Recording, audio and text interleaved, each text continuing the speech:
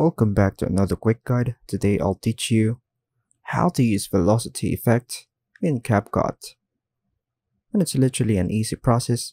Make sure to watch until the end of the video to know how it's done. So to use the velocity effect in CapCut, follow these steps. Launch the CapCut app.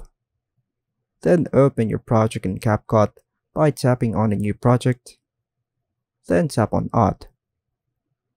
Navigate to the clip you want to apply the velocity effect. Tap on the clip to choose it. Tap on the spade option, usually represented by a stopwatch icon.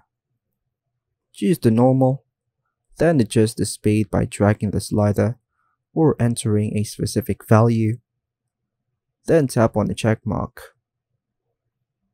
You can also go to the curve, and here you can choose to speed up, slow down, or use custom spades for different parts of the clip.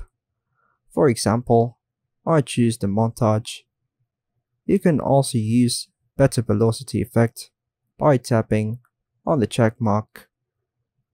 Then go back. Now tap on the style. Then go to velocity. Then choose the first option. Then tap allow, then hit confirm.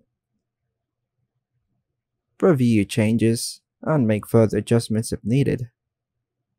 Once satisfied, tap on the check mark or play button to save the changes. And that's all for now, folks. Thanks for watching.